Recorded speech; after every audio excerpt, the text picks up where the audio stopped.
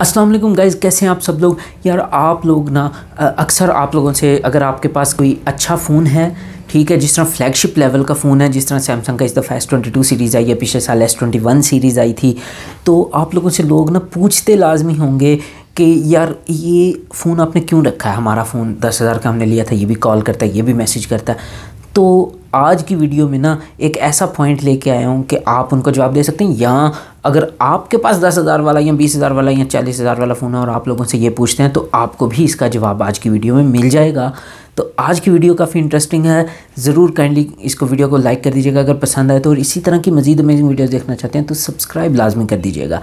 ठीक है गाइज़, फिर वीडियो शुरू करते हैं। अच्छा गाइज़, अब ये जो टॉप एंड सीरीज़ होती है ना, उसके अंदर एक एक चीज़ को, एक एक कंपोनेंट उसके अंदर अच्छा लगाया जाता है। अब इससे मेरी क्या मुराद है वो मैं आप लोगों को आगे चल के वीडियो दिखा के बाकायदा जो है ना इस चीज़ को एलेबोरेट करूँगा, लेकिन एक छोटी सी वो देख लेते हैं कि आपको जो स्पीकर की क्वालिटी, आप देखें सिंगल मोनो स्पीकर जो है वो आपको अक्सर फ़ोन्स में मिलता है जो सस्ते वाले हैं। फिर जब आप थोड़ी सी mid range, upper mid range category में आते हैं तो आपको डुअल स्पीकर या 2 स्पीकर एक मोबाइल में देखने को मिल जाते हैं।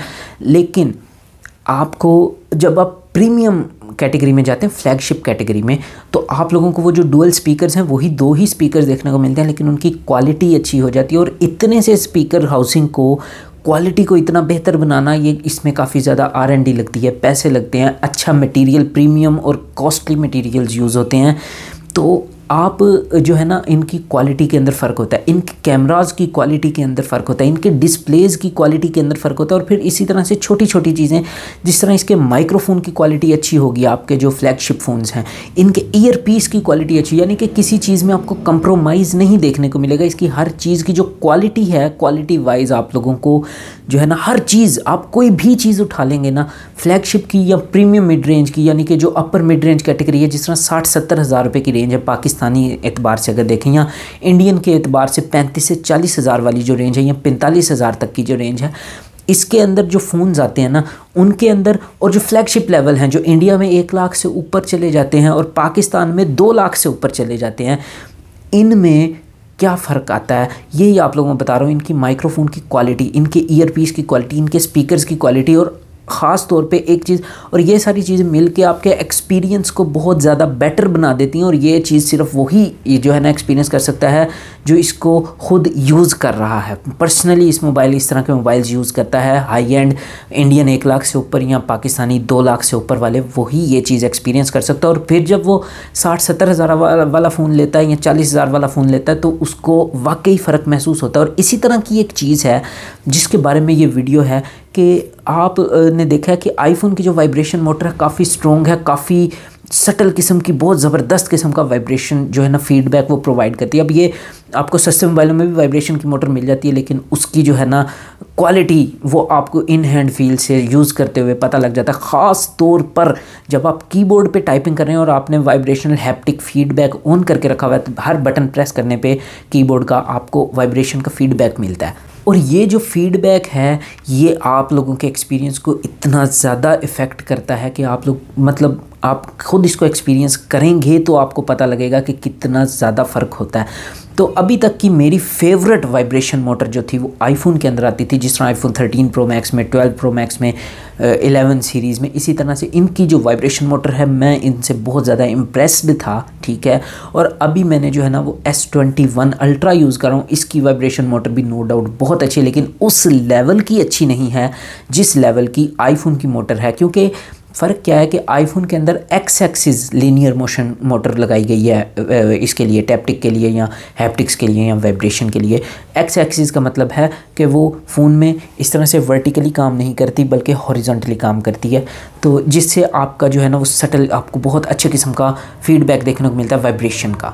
और S21 अल्ट्रा के अंदर जो मोटर लगाई गई है वो Z एक्सिस में या Z एक्सिस में लगाई गई है। अब Z एक्सिस की मोटर का जो है ना वो ये है कि आप लोगों को बहुत अच्छी स्ट्रॉन्ग मोटर है, ठीक है, वाइब्रेशन क्वालिटी बहुत अच्छी है, लेकिन इसके अंदर जो डिफरेंस आ जाता है ना, क्योंकि S21 अल्ट्रा के अंदर आप लोगों को Z एक्सिस की मोटर देखने को मिलती है, जबकि S22 अल्ट्रा जो आया है इस साल उसके अंदर आप लोगों को सैमसंग ने X एक्सिस की मोटर लगा के दी है। सारे S22 सीरीज़ में, S22 में, S22 प्लस में, S22 अल्ट्रा के अंदर आप लोगों को X एक्सिस मोटर देखने को मिलती है, सेम वैसी जिस तरह की आपको आईफोन्स के अंदर X एक्सिस की देखने को मिलती है वैसी है।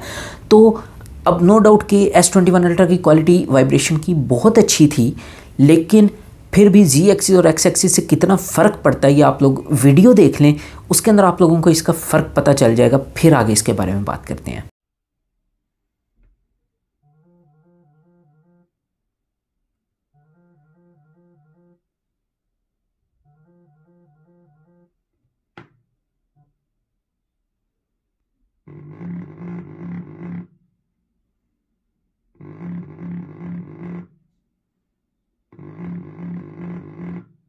अब गाइज़ जैसा आप लोगों ने देखा वीडियो के अंदर कितना ज़्यादा फ़र्क है। आपके लेफ़्ट साइड पे जो न्यू S22 अल्ट्रा है X एक्सिस मोटर के साथ वो था, और जो राइट साइड पे था वो था S21 अल्ट्रा, जिसकी ऑलरेडी बहुत प्रीमियम, बहुत अच्छी, बहुत स्ट्रॉन्ग मोटर है, लेकिन फिर भी आप लोगों ने फ़र्क देखा कितना ज़मीन आसमान का फ़र्क पड़ जाता है इससे।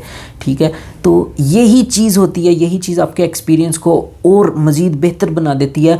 इसी चीज़ के पैसे होते हैं, इसी चीज़ की वजह से इनकी इतनी प्राइस होती है, यही डिफरेंस होता है। आपको कोई कहे ना कि कॉल के लिए मोबाइल रखा है, मैसेज मेरा मोबाइल भी करता है, मेरा 10,000 का, 20 का, 30 का, 40 का या 70 तक का भी है, तो यार वो ये चीज़ एक्सपीरियंस कर ही नहीं सकता जब तक वो ख़ुद 1 लाख या 2 लाख से ऊपर वाला फ़ोन नहीं ले लेगा, वो इस चीज़ को एक्सपीरियंस कर ही नहीं सकता। तो ऐसे बंदे के साथ बहस करना ही फजूल है। जब कोई बंदा एक्सपीरियंस कर ले और वो इस तरह की बात करे तो फिर तो उसका इलाज ही कोई नहीं है ना। तो ये थी आज की वीडियो। ठीक है, आपको मैंने रीज़न्स भी बता दिए और आपको मैंने एक बहुत ही अच्छी किस्म की वीडियो एक दिखाई है जो कि ट्विटर के लीक्स्टर ने दी थी, जिसके अंदर आप लोग ये देख सकते हैं कि कितना ज़्यादा फ़र्क है X एक्सिस और Z एक्सिस की मोटर में। X एक्सिस जो न्यू S22 अल्ट्रा में आई है और Z एक्सिस जो पिछले S21 अल्ट्रा में थे, जिसकी ऑलरेडी बहुत अच्छा जो है ना वो फीडबैक है, लेकिन जो X एक्सिस मोटर है S22 अल्ट्रा में वो उसके एक्सपीरियंस को मज़ीद नेक्स्ट लेवल पे ले जाती है और आईफोन के काफ़ी ज़्यादा करीब कर देती है। अभी मैं दोनों के एक्सपीरियंस करूँगा, आईफोन को भी S22 अल्ट्रा को भी, फिर आपको बताऊँगा, लेकिन मुझे लग रहा है कि ये तकरीबन उस लेवल पे आ चुकी है, शायद उससे थोड़ी सी पीछे ही होगी अभी।